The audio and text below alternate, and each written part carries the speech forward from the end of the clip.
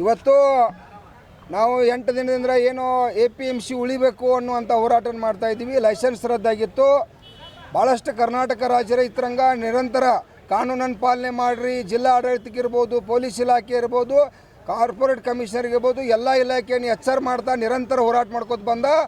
ನಿನ್ನೆಲ್ಲ ಮೊನ್ನೆ ದಿನ ಇವತ್ತು ಸುಮಾರು ತಾವೇನು 1000 ರೂಪಾಯಿ ಪಗಾರ ಕೊಟ್ಟು ಯಾರ್ಯಾರನೋ ರೈತರನ್ನ ಕರ್ಕೊಂಬಂದು ಇವತ್ತು ಚಳವಳಿಯನ್ನು ದಿಕ್ಕು ತಪ್ಪಿಸ್ತಕ್ಕಂಥದ್ದು. ತರಕಾರಿ ಕೂಡ ನಿರಂತರವಾಗಿ 10 ದಿವಸ ನಮ್ಮ APMC ಒಳಗೆ 1 kg ಕೂಡ ಉಳಿತಾ ಇಲ್ಲ. ದಿವಸ ಸುಮಾರು 1000 ಟನ್ ಇವತ್ತು ವ್ಯಾಪಾರ ಆಗತೈತಿ. ರೈತರು ಸಂತೋಷವಾಗಿದ್ದರು. ಇದೆಲ್ಲ ಇದ್ದಾಗೂ ಕೂಡ ಮೊನ್ನೆ BJP ಅವರು ಮತ್ತು ಕೂಡ ತಮ್ಮ ಖಾಸಗೀಕರಣ ಬುದ್ಧಿಯನ್ನು ತೋರಿಸಿಬಿಟ್ರೆ. ಮೊನ್ನೆ ಫಂಕ್ಷನ್ದಾಗ ಎಲ್ಲ ಕೂಡ BJP ಲೀಡರ್ ಬಂದು ಇವತ್ತು ಜೈ ಕಿಸಾನ್ ಖಾಸಗೀಕರಣ ಮಾರುಕಟ್ಟೆಗೆ ಇವತ್ತು ಸಪೋರ್ಟ್ ಮಾಡ್ತಿರಪ್ಪ ಅಂತಂದ್ರೆ ನಾವು ಖಾಸಗೀಕರಣ ಜೈ ಕಿಸಾನ್ದವ್ರ ವಿರೋಧಿಗಳಲ್ಲ. ಕಾನೂನನ್ನು ಅವರ ಅನ್ಯಾಯ ಮಾಡ್ಯಾರು. ಕಾನೂನು ಪ್ರಕಾರ ಬದುಕಬೇಕಾಗಿತ್ತು. ಅವ್ರಿಗೂ ಏನಾರೇ ಅವ್ರಿಗೆ ಇಚ್ಛಾಶಕ್ತಿ ಇತ್ತಂದ್ರೆ ಜಿಲ್ಲಾ ಆಡಳಿತ ಜೋಡಿ ರಿಕ್ವೆಸ್ಟ್ ಮಾಡ್ಕೊಂಡ, ನಮ್ಮಂಥ ಹೋರಾಟಗಾರ ಜೋಡಿ ಅಣ್ಣಪ್ಪ ರಿಕ್ವೆಸ್ಟ್ ಮಾಡ್ಕೊಂಡ ಅದನ್ನು APMC ಅಂಡರ್ ತೊಗೊಂಡು ಅಲ್ಲಿ ಅಧಿಕಾರಿಗಳನ್ನ ನೇಮಕ ಮಾಡಿ ಆ ಉತ್ತಮ ಕೆಲಸಕ್ಕೆ ಹೋಗಬೇಕಾಗಿತ್ತು. ಇವತ್ತು ಕಾನೂನು ವಿರುದ್ಧ ಗುಂಡಾಗಿರಿ ಮಾಡೋಕ್ಕೆ ಹೋಗಿ ಇವತ್ತು BJP ಅವರು ಕೂಡ ಜವಾಬ್ದಾರಿ ಇರ್ತಕ್ಕಂಥ ಶಾಸಕರು ಅಭಯ್ ಪಾಟೀಲ್ ಸಾಹೇಬ್ ಇರ್ಬೋದು, ಈರಪ್ಪ ಕಡಾಡಿ ಅವರು ಬಂದು ಇರ್ಬೋದು, ಇವತ್ತು ಆ ಕಾನೂನನ್ನು ಅಭ್ಯಾಸ ಮಾಡಲ್ದ ಒಬ್ಬ ಜವಾಬ್ದಾರಿ ವ್ಯಕ್ತಿಗಳಾಗಿ ಇವತ್ತು ಖಾಸಗಿ ಸಪೋರ್ಟ್ ಆಗ್ಬೇಕಂತ ಇವತ್ತೇನು ಚಟುವಟಿಕೆ ಮಾಡಿರೋದು ಇದು ಮಹಾ ಅನ್ಯಾಯ. ಆ 80 ಎಕರೆ ಇವತ್ತು ರೈತರ ಆಸ್ತಿ ಐತಿ. ಇವತ್ತು ರಾಜ್ಯದಾಗ 10,000 ಎಕರೆ APMC ಕೂಡ ರೈತರ ಆಸ್ತಿ ಐತಿ ಅನ್ನೋದು ನಮ್ಮಲ್ಲೆಲ್ಲ ಕಲ್ಪನಾ ಇರಬೇಕು. ನಾವ್ಯಾರು ಸರ್ಕಾರ ಪರವಾಗಿಲ್ಲ.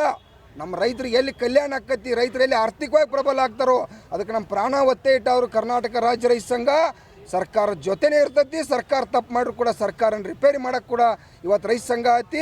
ಇವತ್ತು ನೋಡ್ರಿ ಅವ್ರು ಅನ್ಯಾಯ ಮಾಡಿದಕ್ಕಾಗಿ ಕೋರ್ಟ್ ಕೂಡ ನಮಗೆ ಏನು ಕೋರ್ಟ್ 4 ರೂಪಾಯಿ ಖರ್ಚು ಮಾಡಿದ್ರೆ ಹೊಕ್ಕೈತಿ ಆಮೇಲೆ ಲೆಕ್ಕಕ್ಕಿತ್ತು. ಆದರೂ ಕೋರ್ಟ್ ಕೂಡ ಇವತ್ತು ನಮ್ಮಂಥ ಏನು ಶ್ರಮ ಪಡತ್ತೀರಿ 100 ಜನ ರೈತರು ಆ ಬೆವರ ಸನಿಯನ್ನು ಸುಡಿ ಸತ್ಯ ನ್ಯಾಯಕ್ಕನ ಅವ್ರದ್ದು ರಿಜೆಕ್ಟ್ ಮಾಡ್ತಕ್ಕಂಥದ್ದಾಗೈತಿ. ಅದಕ್ಕಾಗಿ ಇವತ್ತು ರೈತರಿಗೆ ಯಾವತ್ತು ಜಯ ಸಿಗೋದನ್ನ ಇನ್ನು ಮುಂದೆ ರಾಜ್ಯವ್ಯಾಪಿ ಲಕ್ಷಾಂತರ ಮಂದಿ ನಾವು ರೈತರು ಒಕ್ಕಟ್ಟಾಗಾರನ ಯಾವ ಅನ್ಯಾಯ ಮಾಡತ್ತಲ್ಲ ಅವ್ನು ರಿಪೇರಿ ಮಾಡೋದನ್ನ ನಮ್ಮ ರೈತ ಸಂಘ ಕೆಲಸ ಎಚ್ಚರಿಕೆ ಕೊಡ್ತಾ ಇದ್ದೀವಿ. ಇವತ್ತು ತುಂಬ ಅತ್ಯಂತ ಖುಷಿ ಆಗ್ತಾ ಇದೆ. ಕೆಲವೊಂದು ಜನ ತಿಳ್ಕೊಂಡಿದ್ರು, ಕಮ್ಮಿ ಜನ ಇದ್ದರೂ ಕೂಡ ಸತ್ಯಕ್ಕೆ ಯಾವತ್ತೂ ಜಯ ಇರತ್ತೆ ಅಂತ ಹೇಳಿ ದೇವರು ಬೆಳಗಿಂದ ಹೋರಾಟ ಮಾಡಿದ್ದೀವಿ. ಮಳೆ ಕೂಡ ಕೊಟ್ಟು ಇವತ್ತು ನಮ್ಮ ಜಯಕ್ಕೆ ಹೆಂಗೆ ಮಳೆ ಬಂತು ಹಂಗೆ ಮನಸ್ಸಿಗೆ ಕೂಡ ನಮ್ಗೆ ತೃಪ್ತಿ ಮಾಡ್ತು. ಇದೇ ನಮ್ದು ಗೆಲ್ಲುವುದು ಸಂಕೇತ ಅಂತ ಹೇಳಿ ನಾ ಹೇಳಲಿಕ್ಕೆ ಬಯಸ್ತಾ ಇದ್ದೀನಿ. ಯಾಕೆ ಜಯ ಅಂದರೆ ಕೋರ್ಟ್ ಕೇಸು ಕೂಡ ನಮ್ಮ ಕಡೆ ಆಗಿದೆ, ಹಾಗೂ ಟ್ರಾವು ಕೂಡ ಪಾಸ್ ಆಗಿದೆ ಅಂತ ಸುದ್ದಿ ಬಂದಿದೆ. ಇದಕ್ಕೆ ನಾನು ಗೌರ್ಮೆಂಟ್ ಅಧಿಕಾರಿಗಳಿಗೆ ಧನ್ಯವಾದನ ಹೇಳ್ತೀನಿ. ಹಾಗೆ ಕಾನೂನು ಮೇಲೆ ನಮಗೆ ತುಂಬ ನಂಬಿಕೆ ಇತ್ತು, ಕಾನೂನು ಮೇಲೆ ನಮಗೆ ಭರವಸೆ ಇತ್ತು. ನಾವು ಕಾನೂನು ಚೌಕಟ್ಟಿನಲ್ಲಿ ಇದ್ದು ನಾವು ಹೋರಾಟ ಮಾಡ್ತಾ ಇದ್ದೀವಿ.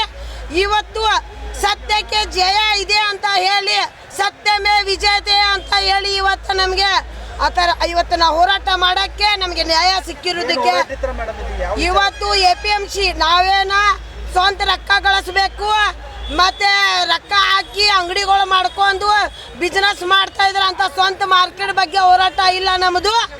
ರೈತ ಬಾಂಧವರು ಸರ್ಕಾರ ಆಸ್ತಿ ಉಳಿಸ್ಬೇಕು, ಹಾಗೂ ರೈತರಿಗೆ ಏನು ಅನ್ಯಾಯ ಆದರೆ APMCಯಲ್ಲಿ ಬಂದಿದ್ದ ರೈತರಿಗೆ ನ್ಯಾಯ ಸಿಗಬೇಕು ಅಂತ ರೈತರಿಗೋಸ್ಕರ APMCಗೋಸ್ಕರ ನಾವು ಹೋರಾಟ ಮಾಡ್ತಾ ಇದ್ದೀವಿ.